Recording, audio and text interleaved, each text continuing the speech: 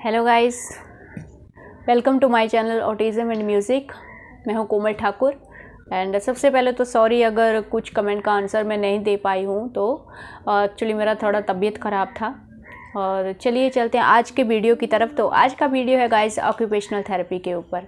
बहुत सारे क्वेश्चंस आते हैं, आप लोग कंफ्यूज्ड भी रहते हैं कि मेरा थेरेपिस्ट पता नहीं मेरे बच्चे के लिए अच्छा काम कर रहा है या नहीं कर रहा है, या मुझे अच्छा थेरेपिस्ट मिला है या नहीं मिला है। और अगर आप ढूंढ रहे हैं तो कैसे पता चलेगा कि कौन सा ऑक्यूपेशनल थेरेपिस्ट जो है वो आपके बच्चे के लिए सही काम करेगा।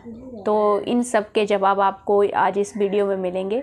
तो सबसे पहले गाइस जान लेते हैं कि ऑक्यूपेशनल थेरेपी है क्या। गाइस, ऑक्यूपेशनल थेरेपी हमारा एक इनिशियल सपोर्ट है।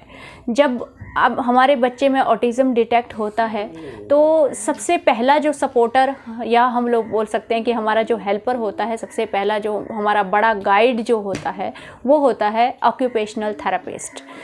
आप इमीडिएटली ऑटिज़म के बाद हम लोग थेरेपी स्टार्ट करते हैं, तो वहाँ पे जाके आप अपने ऑक्यूपेशनल थेरेपिस्ट से अपने कन्फ्यूज़न को क्लियर करते हो।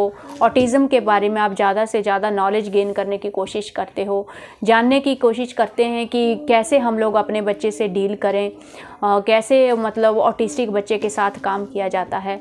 तो ये बहुत बड़ा एक सपोर्टर होता है स्टार्टिंग में हमारे लिए। तो ज़रूरी है गाइस, ज़रूरी है स्टार्टिंग में अगर आपके बच्चे में ऑटिज़म डिटेक्ट होता है तो ऑक्यूपेशनल थेरेपी जो है वो बहुत ज़रूरी होती है। तो अब जान लेते हैं कि ऑक्यूपेशनल थेरेपी में क्या करवाया जाता है। तो ऑक्यूपेशनल थेरेपी में जो भी एक्टिविटीज़ इंक्लूडेड होती हैं उन सब में फाइन मोटर स्किल्स को इंक्लूड किया जाता है। बच्चे का जो कॉग्निटिव लेवल है उसको इम्प्रूव करने के लिए एक्टिविटीज़ इंक्लूड की जाती हैं। सोशल स्किल को इम्प्रूव करने के लिए, बच्चे का जो बिहेवियरल इश्यूज़ होते हैं उनको इम्प्रूव करने के लिए, बच्चे का जो सेंसरी इश्यूज़ होते हैं बच्चे के अंदर उनको इम्प्रूव करने के लिए जो एक्टिविटीज़ वो इंक्लूड की जाती हैं। तो अब यहाँ से देख सकते हैं कि आप भी असेसमेंट कर सकते हैं कि आप जिस थेरेपिस्ट के पास जाते हैं क्या वो इन सारी एक्टिविटीज़ को इंक्लूड कर रहा है या नहीं कर रहा है। तो यहाँ से आप जान सकते हो कि आपका थेरेपिस्ट आपके बच्चे के लिए सही है या नहीं है। तो इस तरह से आप देखते हो कि ऑक्यूपेशनल थेरेपी जो होती है एक कंप्लीट मतलब ट्रीटमेंट होता है ऑटिज़म के लिए। जो भी ऑटिज़म में प्रॉब्लम्स होती हैं उनको ट्रीट करने के लिए एक पूरे का पूरा पैकेज होता है ट्रीटमेंट का।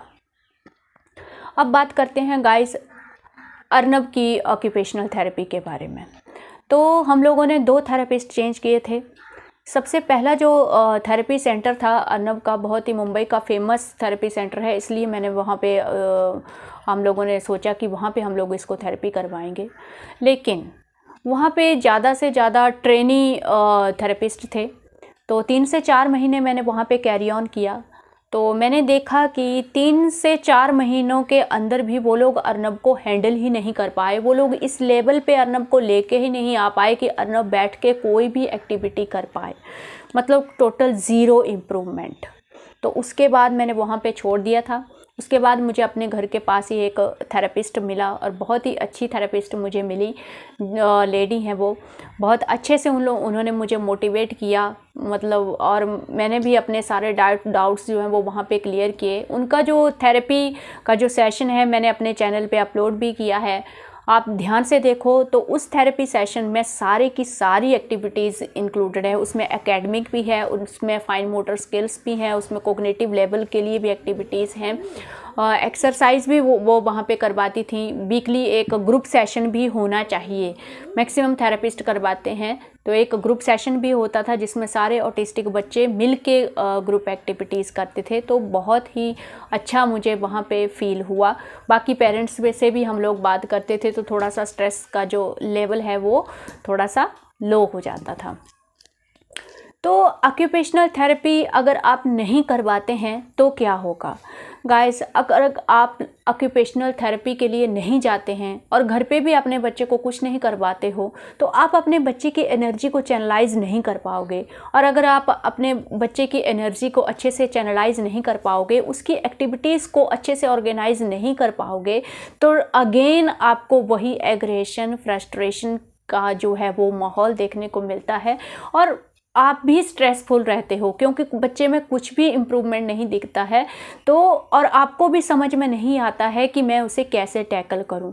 आप बाहर जाते हो तो आप बाकी पेरेंट्स से भी पूछते हो, ऑक्यूपेशनल थेरेपी में जो बाकी पेरेंट्स आते हैं वो भी अपना एक्सपीरियंस शेयर करते हैं, तो आपको हेल्प होता है उस चीज़ में। तो मैं ये ज़रूर रिकमेंड करूँगी कि अगर ऑक्यूपेशनल थेरेपी अगर अवेलेबल है आपके सराउंडिंग में, तो आप ऑक्यूपेशनल थेरेपी के लिए ज़रूर जाएं।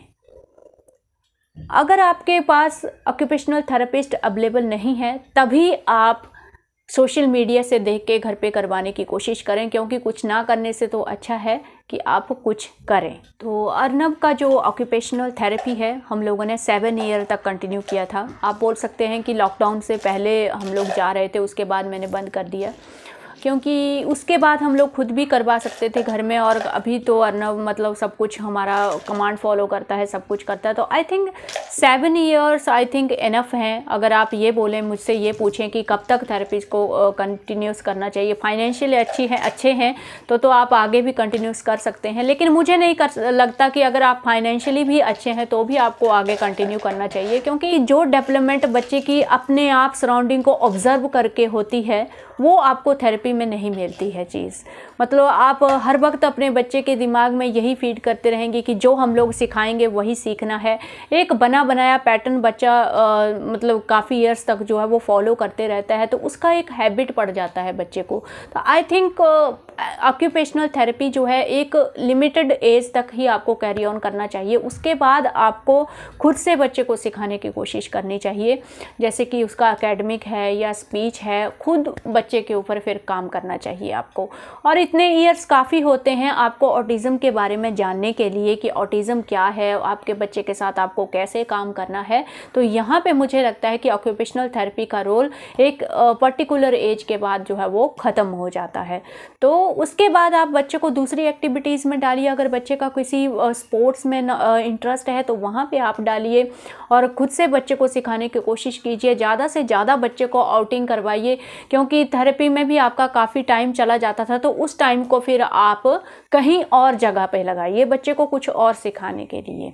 तो 7 ईयर मुझे लगता है कि इनफ है ऑक्यूपेशनल थेरेपी के लिए। उसके बाद आप खुद से ट्राई कीजिए। एंड आई होप ये वीडियो आपको पसंद आया होगा। So thank you for today.